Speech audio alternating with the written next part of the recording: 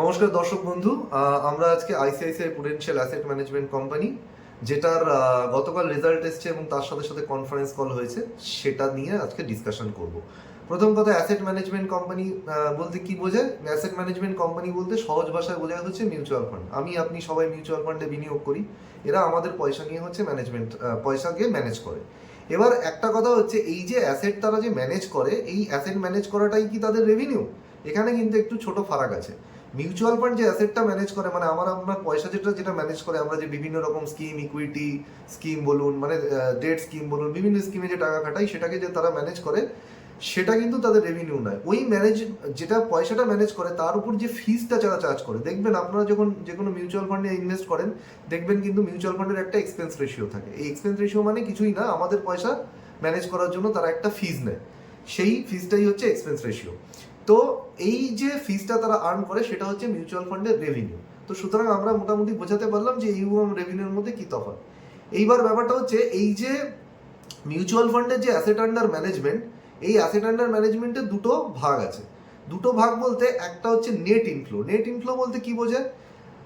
আপনি আমার মতো বহু ইনভেস্টর প্রতিদিন মিউচুয়াল ফান্ডে ইনভেস্ট করে চলেছে, এবং আপনার ফান্ড মিউচুয়াল ফান্ডের কাছে যাচ্ছে। অর্থাৎ সেটা হচ্ছে মিউচুয়াল ফান্ডে যে আমরা এসআইপি করছি, সেই এসআইপির মাধ্যমে যাচ্ছে, কেউ কেউ লামসাম ইনভেস্ট করছে, তার মাধ্যমে যাচ্ছে। ঠিক একইভাবে একই সময়ে বিভিন্ন লোক তাদের ইনভেস্টমেন্ট ম্যাচিওর যখন হচ্ছে, সেটাকে সেল করে বেরিয়ে যাচ্ছে। অনেকেরই যাদের মিউচুয়াল ফান্ডে ধরুন 5 বছর 10 বছর টাকা রেখেছে, তারা সেল করে বেরিয়ে যাচ্ছে। এই যে যত টাকা মিউচুয়াল ফান্ডে আসছে আর যত টাকা বেরোচ্ছে, এর যে ডিফারেন্সটাকে বলে কিন্তু নেট ইনফ্লো। এই নেট ইনফ্লো হচ্ছে অ্যাসেট আন্ডার ম্যানেজমেন্টের একটা পার্ট, এবং দ্বিতীয় পার্টটা হচ্ছে আমার আপনার টাকা কোথায় খাটছে? শেয়ার মার্কেটে খাটছে। এবং আমার আপনার টাকার এই যে শেয়ার মার্কেটে, মানে মিউচুয়াল ফান্ডের ম্যানেজাররা কোথায় খাটাচ্ছে? বিভিন্ন শেয়ারে খাটাচ্ছে। এবং সেটা যখন মানে ধরুন কমছে বা বাড়ছে, তার উপর কিন্তু এই টোটাল অ্যাসেট আন্ডার ম্যানেজমেন্টটা কিন্তু বাড়ছে বা কমছে। অর্থাৎ মার্কেটের ওঠানামার সঙ্গে, মানে শেয়ারের ওঠানামার সঙ্গে কিন্তু আমাদের এই অ্যাসেট আন্ডার ম্যানেজমেন্টের ওঠানামাটা কিন্তু সম্পর্ক যুক্ত। তো সুতরাং আমরা বুঝতে পারলাম এই দুটো পার্ট রয়েছে। এবার রেভিনিউ তাহলে কোনটা? রেভিনিউটা হচ্ছে যে এই অ্যাসেটটাকে ম্যানেজ করে কোম্পানি যেটাকে কামায়, সেটাকে বলা হচ্ছে রেভিনিউ। এবার আমরা জানবো এই ICICI Prudential asset management company, সেটা যে ইউএম গ্রোথ করেছে, সেটা এই কোয়ার্টারে, মানে এই কোয়ার্টারে, মানে লাস্ট কোয়ার্টার যেটা Q4 করেছে 26%। আর সাথে সাথে আমরা দেখব কোম্পানির যে এসআইপি ফ্লো, মানে এই যে অ্যাসেট আন্ডার ম্যানেজমেন্টে আমরা বলছি 26% কোম্পানি গ্রোথ করেছে। কোথা থেকে গ্রোথটা এসছে? কারণ আমার আপনার মতো ইনভেস্টাররা এসআইপি করেছে। এবার এসআইপির যে ফ্লো, তার গ্রোথ এসেছে হচ্ছে 31%। এবার প্রশ্ন হচ্ছে, এসআইপির ফ্লো যদি 31% হয়, মানে এসআইপির যদি গ্রোথ যদি 31% হয়, তাহলে অ্যাসেট আন্ডার ম্যানেজমেন্টের গ্রোথ কেন 26%? সেটা একটা প্রশ্ন ওঠে না? তো এর কারণটা হচ্ছে, আমরা সবাই জানি কিভাবে, আমরা আরেকটা প্রথমেই বলে নিয়েছি বলার আগে, যে মার্কেটের ওঠানামার সঙ্গে কিন্তু অ্যাসেট আন্ডার ম্যানেজমেন্টের ওঠানামার সম্পর্কযুক্ত। অর্থাৎ আমরা জানি শেয়ার মার্কেটে কি কন্ডিশন চলছে। লাস্ট 1.5 বছর ধরে তো মার্কেট একদমই মানে রিটার্ন কিছু দেয়নি। এবং এই আমাদের যে কোয়ার্টারটা, মানে Q4, মানে গত যে 3 মাসে মোটামুটি নিফটি 14% ফল করেছে। সুতরাং আপনারা বুঝতে পারছেন যে এখানে কিন্তু কোম্পানির কিন্তু এসআইপি এসছে, মানুষ কিন্তু কোম্পানিতে এসআইপি করেছে, এবং তার 31% গ্রোথ এসছে। এবং এটা ইন্ডিকেট করছে কোম্পানিটা কতটা স্ট্রং, এবং তার ফান্ডগুলো কতটা মানে পারফরমেন্স করেছে। কারণ মিউচুয়াল ফান্ডের পারফরমেন্স দেখেই তো আমার আপনার মতো ইনভেস্টাররা সেখানে পয়সা লাগায় না। তো এখান থেকে বোঝা যাচ্ছে যে মানে এসআইপি ফ্লো এর গ্রোথে কোনো প্রবলেম নেই, কিন্তু এসআইপি ফ্লোর যে গ্রোথ, তার থেকে কিন্তু অ্যাসেট আন্ডার ম্যানেজমেন্টের গ্রোথটা কম আসার কারণ কিন্তু এখানে শেয়ার মার্কেটে যে ফল হয়েছে, এর ফলে কি হয়েছে, যে ওভারঅল যে মার্কেট ভ্যালু, মানে অ্যাসেট আন্ডার ম্যানেজমেন্টটা কিন্তু এখানে নিচে আছে। এটা গেল। এবং এরপরে আমরা আলোচনা করব যে কোম্পানির যে রেভিনিউ গ্রোথ হয়েছে, সেটা হচ্ছে 19.5 বা 20%-এর কাছাকাছি মতো রেভিনিউ কোম্পানি করেছে। এবার আমরা জানি এই যে রেভিনিউটা কোথা থেকে আসছে, আপনার আমার পয়সা ওরা যে ম্যানেজ করছে, তার উপর যে ফিজটা চার্জ করছে ম্যানেজমেন্ট, মানে যে ফান্ড ম্যানেজার যে ফিজটা চার্জ করছে, সেটা হচ্ছে ওদের রেভিনিউ। এইবার কথা হচ্ছে, এই যে ফিজ ইনকাম, মানে এই যে রেভিনিউ গ্রোথটা, এই রেভিনিউ গ্রোথটা কেন অ্যাসেট আন্ডার ম্যানেজমেন্টের গ্রোথের থেকে কম? আমরা প্রথমেই বলেছি অ্যাসেট আন্ডার ম্যানেজমেন্টের গ্রোথের 26%, সেখানে কিন্তু আমার রেভিনিউ গ্রোথ কিন্তু 20% বা তার আশেপাশে। তার কারণটা হচ্ছে, কিছুদিন আগে সেবি একটা রুল এনেছে, যেটা এই এপ্রিল মাসের 1 তারিখ থেকে কিন্তু চালু হয়ে গেছে, যে যে সমস্ত মিউচুয়াল ফান্ডের অ্যাসেট আন্ডার ম্যানেজমেন্ট, অর্থাৎ যে অ্যাসেট তারা ম্যানেজ করছে তার ভ্যালু যখন বেড়ে যাচ্ছে, সে অ্যাসেট আন্ডার ম্যানেজমেন্টের যখন সাইজ বেড়ে যাচ্ছে, তখন কিন্তু তাকে কিন্তু তার এক্সপেন্স রেশিও, অর্থাৎ যে ফিজ আপনার কাছ থেকে তারা নিচ্ছে আমাদের ফান্ড ম্যানেজ করবার জন্য, সেটাকে কিন্তু কম করতে হবে। তো অলরেডি ম্যানেজমেন্ট কিন্তু কনকলে বলেছে যে 3-4 বেসিস পয়েন্ট মানে হচ্ছে একদম মানে 3-4 বেসিস পয়েন্ট মানে 0.03%, মানে খুব কম, কিন্তু মানে চেঞ্জ এসেছে, মানে তাদের যে অ্যাসেট মানে তাদের যে এক্সপেন্স রেশিও তারা চার্জ করে ফান্ডে, সেটা কিন্তু ম্যানেজমেন্ট কমিয়েছে। সুতরাং আমরা এখানে বুঝতে পারলাম যে রেভিনিউয়ের গ্রোথটা, অ্যাসেট আন্ডার ম্যানেজমেন্টের যে গ্রোথ, সেখান থেকে কেন কম এসছে। এবার আমরা আলোচনা করব যে কোম্পানির যে অ্যাসেট আন্ডার ম্যানেজমেন্ট গ্রোথ যে 26% বললাম, এটাকে আমরা কিভাবে দেখব। প্রথম কথা হচ্ছে ইন্ডাস্ট্রি কিভাবে গ্রো করছে। যে কোনো কোম্পানিকে জাজ করতে গেলে বুঝতে হবে সেই ইন্ডাস্ট্রি কতটা গ্রো করছে। আমরা যদি ইন্ডাস্ট্রি অ্যাসেট আন্ডার ম্যানেজমেন্ট দেখি, সেটা গ্রো করেছে 21%, আর আমাদের company asset under management grow করেছে 26%। সুতরাং এটা ইন্ডিকেট করছে যে কোম্পানি কিন্তু মার্কেট শেয়ার কিন্তু গেইন করে চলেছে, এবং এই কারণেই কিন্তু দেখতে পাচ্ছি যে ওভারঅল ইন্ডাস্ট্রি মানে পুরো মিউচুয়াল ফান্ড যতগুলো কোম্পানি আছে সেগুলোকে নিয়ে ইন্ডাস্ট্রি, মোটামুটি 44টা অ্যাসেট ম্যানেজমেন্ট কোম্পানি ভারতে আছে। 44, এখন আর একটু হয়তো বেড়েছে, 45-46টা হবে। তো এই 45-46টা অ্যাসেট ম্যানেজমেন্ট কোম্পানি মিলে কিন্তু মিউচুয়াল ফান্ড ইন্ডাস্ট্রি, এবং সেখানে কিন্তু এই কোম্পানির কিন্তু গ্রোথ তার পুরোপুরি ইন্ডাস্ট্রি গ্রোথের থেকে কিন্তু বেশি।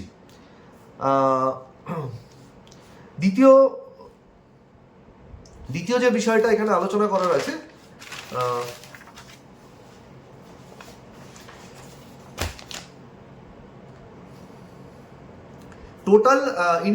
টোটাল যে মিউচুয়াল ফান্ড ইন্ডাস্ট্রি, তার যে AUM মানে টোটাল সমস্ত মিউচুয়াল ফান্ড কোম্পানিগুলো মিলে যে টোটাল অ্যাসেট আন্ডার ম্যানেজমেন্ট, মানে টোটাল যে ফান্ড তারা ম্যানেজ করে, তার মধ্যে 54% হলো ইকুইটি ফান্ড মানে যেখানে আমরা পয়সা রাখছি এবং সেগুলো কোনো না কোনো শেয়ার মার্কেটে খাটানো হচ্ছে।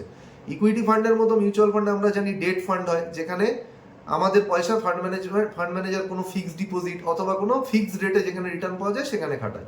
ঠিক একইভাবে হাইব্রিড ফান্ড হয় আমরা জানি, যেখানে কিন্তু ডেট এবং ইকুইটি দুটোর সংমিশ্রণেই কিন্তু পয়সা লাগানো হয়।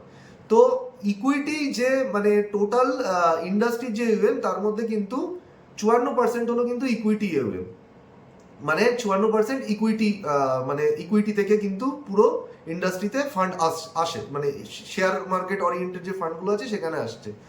এটা ট্র্যাক করা কিন্তু খুব গুরুত্বপূর্ণ আমাদের জন্য, কারণ একটা মিউচুয়াল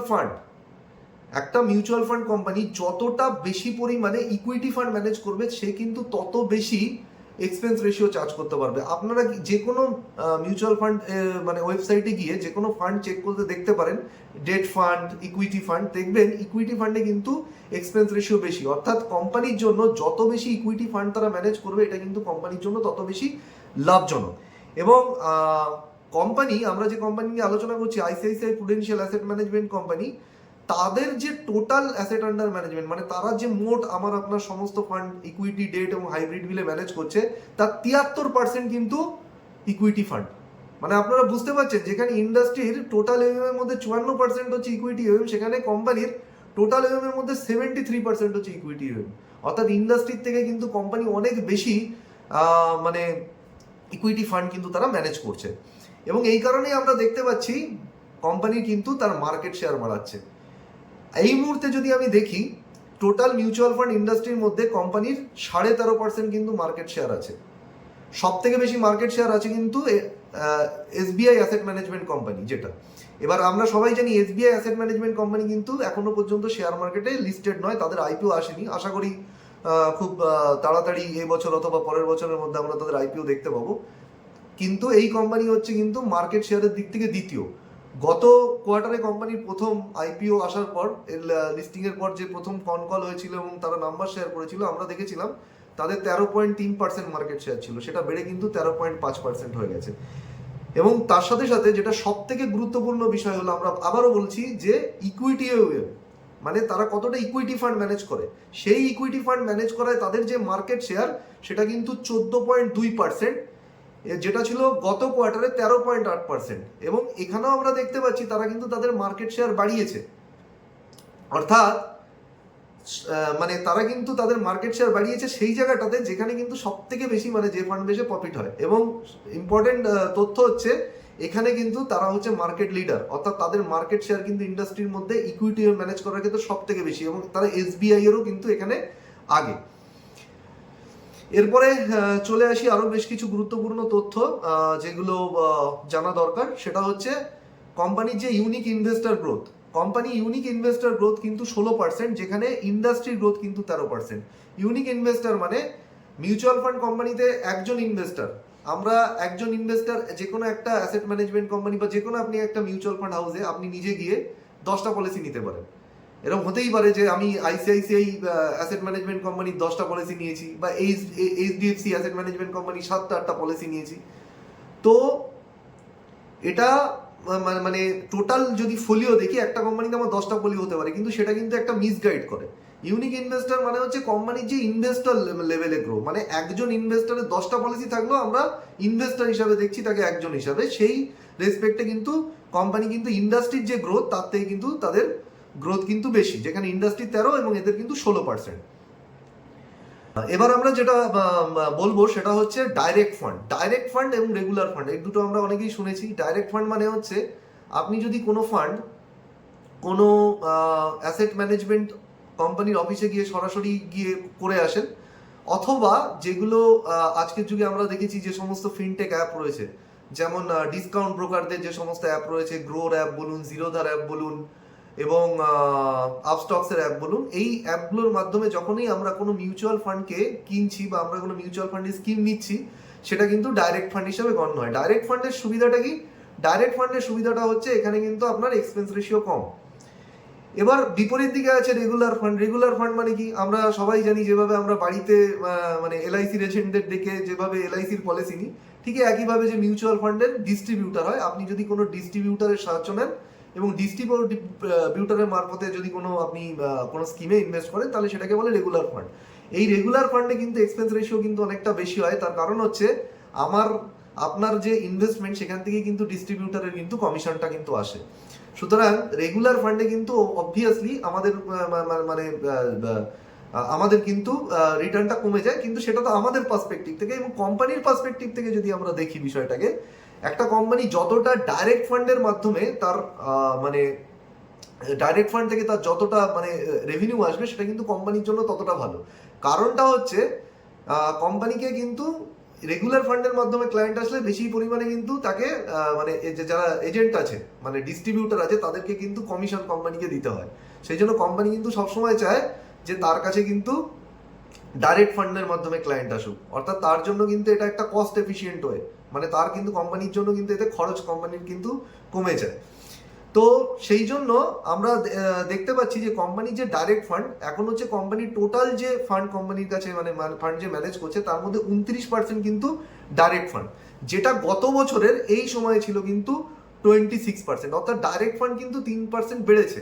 আর ঠিক একইভাবে আমরা দেখতে পাচ্ছি রেগুলার ফান্ড যেটা গত বছর ছিল 74%, সেটা কিন্তু কমে এসে গেছে 71%-এ। অর্থাৎ এই যে প্যারামিটারটা এটাও কিন্তু আপনাদের সবসময় ট্র্যাক করতে হবে একটা মিউচুয়াল ফান্ডের ক্ষেত্রে, অর্থাৎ ডাইরেক্ট ফান্ড এবং রেগুলার ফান্ড কোনটা পরিমাণ মিউচুয়াল ফান্ড কোম্পানির ক্ষেত্রে বাড়ছে। যত বেশি ডাইরেক্ট ফান্ডে বাড়বে তত কিন্তু ভালো কোম্পানির জন্য। এবার আমরা এতক্ষণ তো আমরা আলোচনা করলাম কোম্পানির মিউচুয়াল ফান্ডের ব্যবসা নিয়ে। এছাড়াও এই asset management company ICICI Prudential asset management company কিন্তু আরও বেশ কিছু ব্যবসায় কিন্তু তারা ঢুকে গেছে। তার মধ্যে একটা হচ্ছে পোর্টফোলিও ম্যানেজমেন্ট স্কিম, যেটাকে আমরা বলি PMS সংক্ষেপে, আর দ্বিতীয় হচ্ছে AIF অর্থাৎ যেটা হচ্ছে অল্টারনেট ইনভেস্টমেন্ট ফান্ড। এই PMS আর AIF জিনিসটা কি একটু আমরা সহজভাবে বুঝে নিই।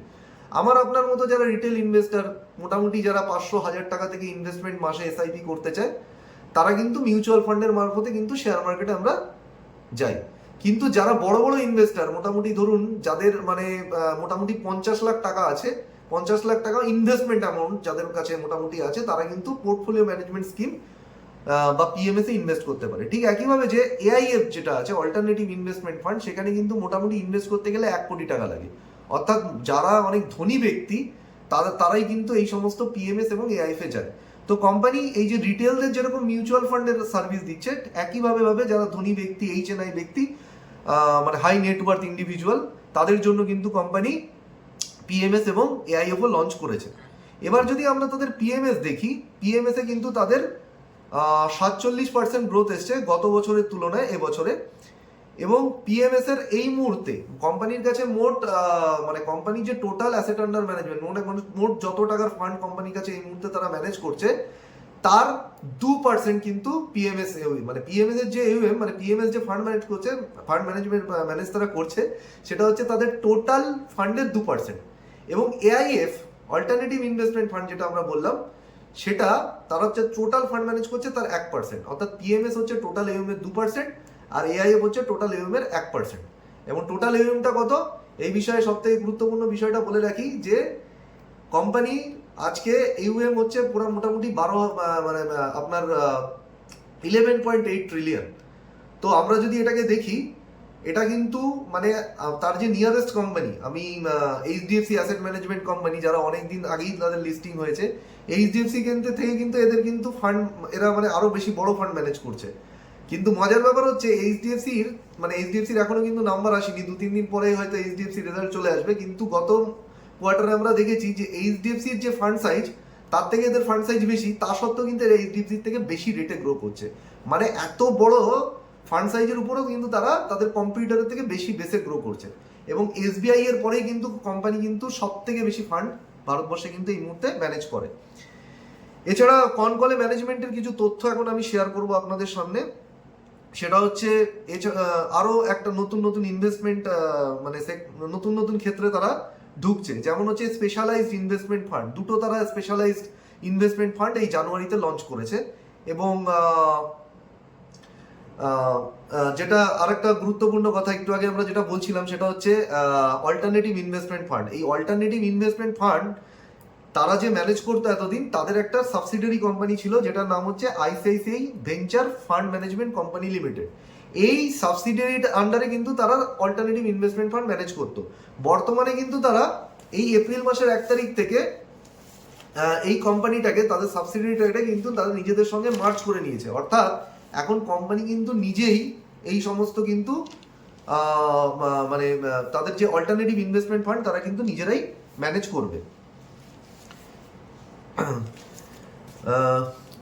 লাস্ট যেটা কোম্পানি ম্যানেজমেন্ট শেয়ার করেছে সেটা হচ্ছে গিফট সিটি। গিফট সিটি আমরা জানি গুজরাটের সানন্দে যে গিফট সিটি রয়েছে, সেই গিফট সিটিতে তারা তাদের একটা অফিস স্টার্ট করতে চলেছে। গিফট সিটি মোটামুটি হচ্ছে আমরা সবাই জানি যে যেখানে ট্যাক্সের কিন্তু অনেক কিছু বেনিফিট আছে, মানে এটা বেসিক্যালি যারা ধনী ইনভেস্টার তাদেরকে অ্যাট্রাক্ট করবার জন্য, মানে সেই সমস্ত ধনী ক্লায়েন্টকে কোম্পানি যাতে আরো নিজের কাছে আনতে পারে, তার জন্য কিন্তু তারা গিফট সিটিতে অফিস খুলেছে।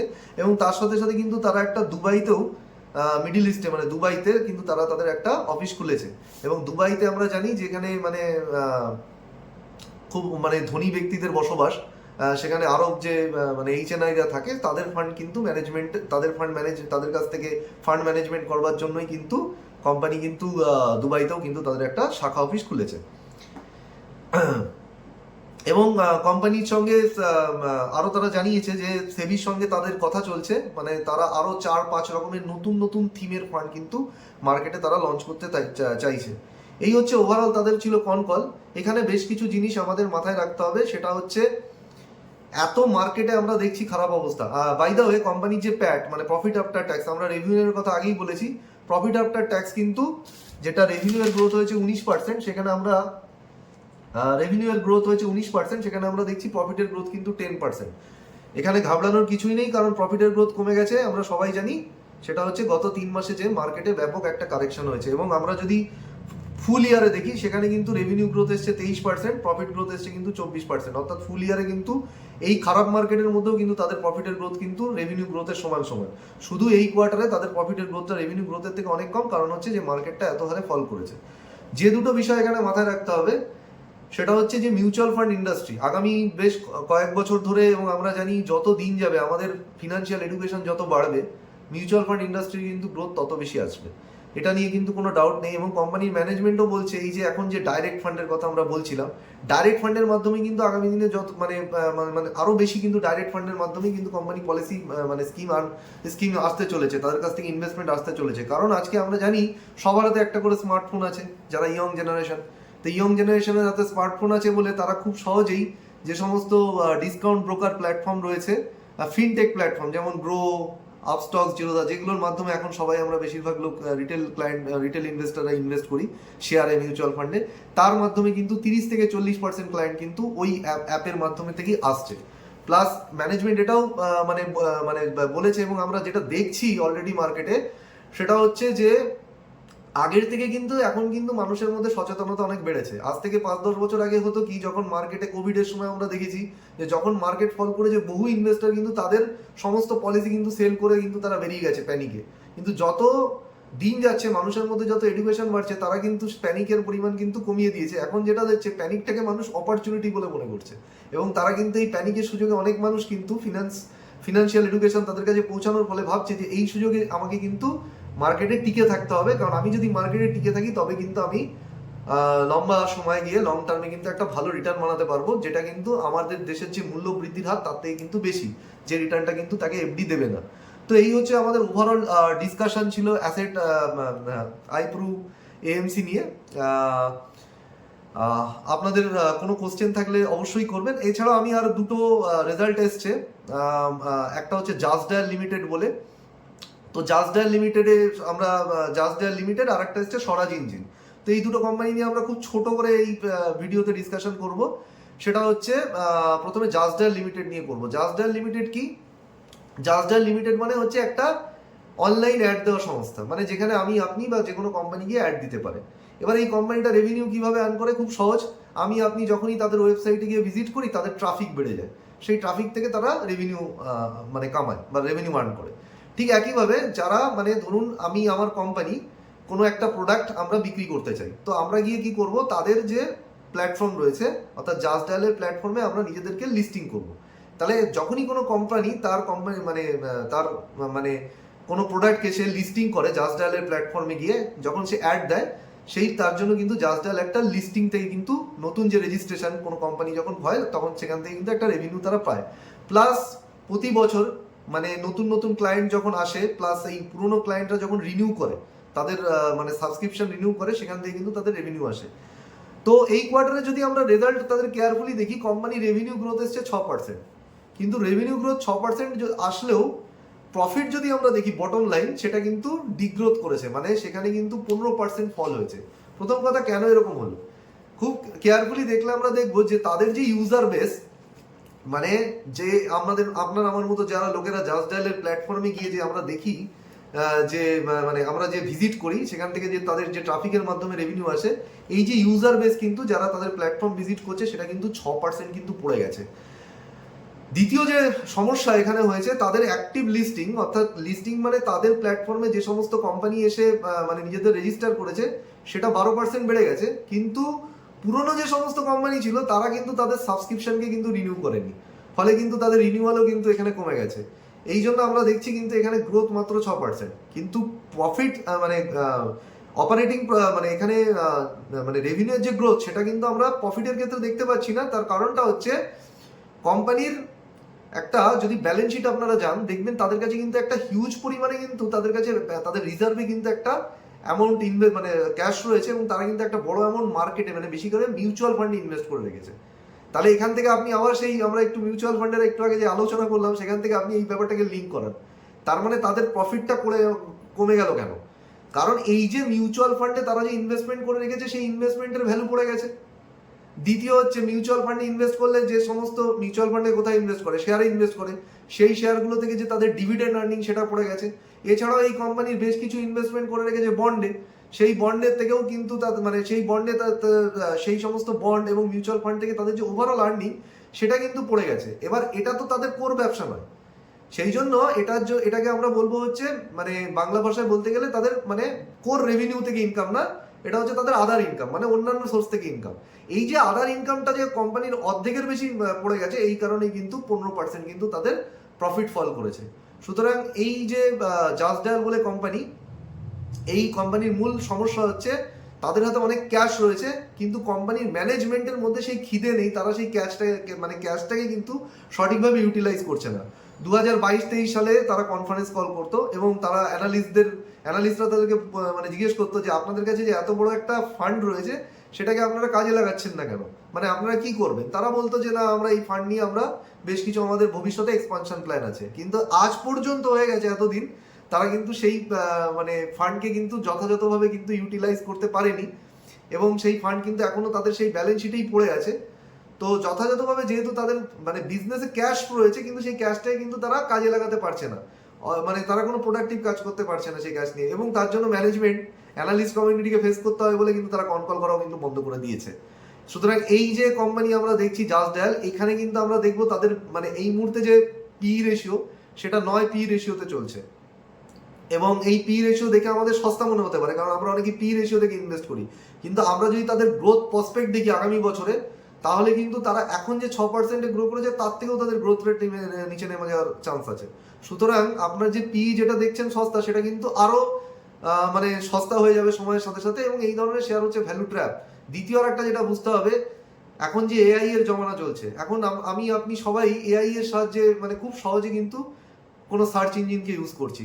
তো আগামী দিনে এই যে সমস্ত প্রোডাক্টের জন্য মানে এখন যে এআই মানে সার্চ ইঞ্জিনে যে এআই যে চলে এসছে, এআই এর জন্য কিন্তু ম্যানেজমেন্ট কিন্তু সেইভাবে কিন্তু কোনো উদ্যোগ নিচ্ছে না, তাদের কিন্তু কোনো এখনো পর্যন্ত কোনো অ্যানাউন্সমেন্ট নেই যে তারা এআই এর পিছনে ইনভেস্ট করছে বা এআই কে তাদের কাজে লাগাচ্ছে।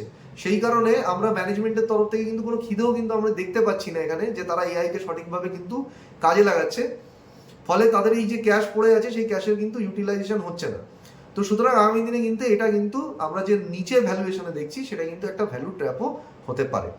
আর 3 নম্বর যে কোম্পানিটা নিয়ে আলোচনা করবো রেজাল্ট এসছে, সেটা হচ্ছে স্বরাজ ইঞ্জিন।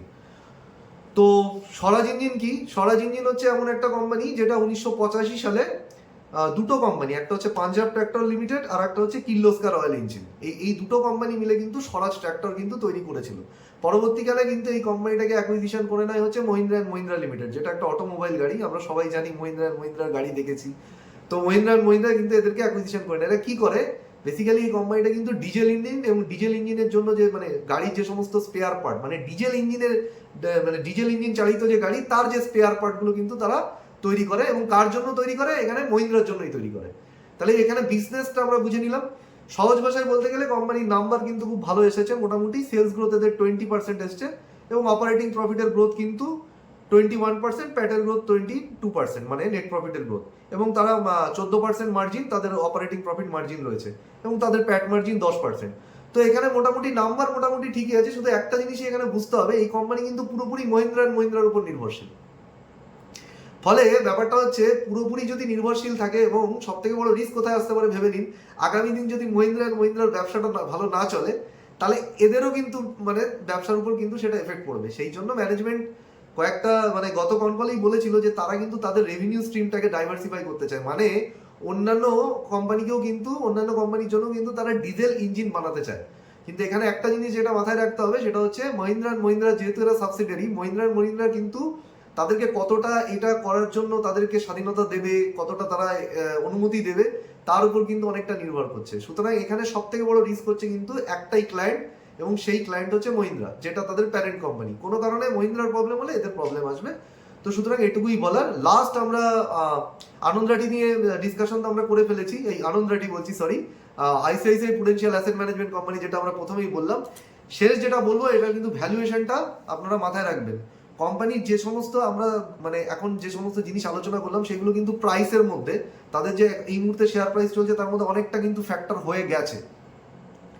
সুতরাং এখান থেকে যদি আপনি দেখেন ম্যানেজমেন্ট যা যা করছে এবং তাদের যে সমস্ত নাম্বার এসছে, যেহেতু তাদের মার্কেট প্রাইসের মধ্যে বেশ কিছুটা ফ্যাক্টর হয়ে গেছে, সুতরাং শর্ট টার্মে কিন্তু কোম্পানির যে মানে রিটার্ন পোটেনশিয়াল যদি আমি দেখি, মানে এখন যে তাদের পি চলছে 50-এর উপরে, আমরা যদি তাদের ফরওয়ার্ড পি ক্যালকুলেশন করি তাদের আর্নিংস প্রজেকশনের উপর ভিত্তি করে, এটা মোটামুটি 39-40 আসছে। সুতরাং কোম্পানি কিন্তু শর্ট টার্মে একটা মাঝারি ধরনের রিটার্ন দিতে পারে, কিন্তু যদি আপনি এটাকে লং টার্মে কনসিডার করেন, তাহলে অবশ্যই কোম্পানি বহু মানে খুব ভালো প্রসপেক্ট রয়েছে, এবং গোটা ইন্ডাস্ট্রির ভালো প্রসপেক্ট রয়েছে। আগামী 10-15 বছরে যত ফিনান্সিয়াল এডুকেশন বাড়বে, মিউচুয়াল ফান্ড ইন্ডাস্ট্রি কিন্তু আরো বেশি বাড়তে থাকবে, এটা নিয়ে কিন্তু কোনো সন্দেহ নেই। শেষ কথা মানে যেটা বলে শেষ করব, সমস্ত কিছু আজকে যা ডিসকাশন হলো, এটা কিন্তু আপনাদের নিজস্ব স্টাডির জন্য। আপনারা কিন্তু এর উপর ভিত্তি করে নিজেদের এই সমস্ত দেওয়া তথ্যগুলোকে যাচাই করুন, নিজেরা যাচাই করে নিজেদের মানে মানে আপনাদের যেটা ভালো মনে হচ্ছে বা খারাপ মনে হচ্ছে সেই অনুযায়ী কিন্তু আপনারা ইনভেস্ট করুন অথবা ইনভেস্ট করবেন না। সুতরাং সম্পূর্ণটা ইনভেস্ট করা বা না করা আপনার ব্যাপার। এই ভিডিওগুলোকে আপনারা যদি নিজেদের মানে পড়াশোনার কাজে লাগাতে পারেন তাহলে কিন্তু আপনাদের রিসার্চ প্রসেসটা, যেটা আপনারা কোনো শেয়ারে ইনভেস্ট করার আগে যে রিসার্চটা করছেন, সেটা কিন্তু অনেক সহজ হয়ে যাবে। এই বলে আমি আমার বক্তব্য শেষ করছি। আর একটা কথা, সেটা হচ্ছে পয়লা বৈশাখের জন্য সবাইকে আমার মানে আগাম শুভেচ্ছা রইল। সবাই ভালো থাকবেন, দেখা হচ্ছে, নমস্কার।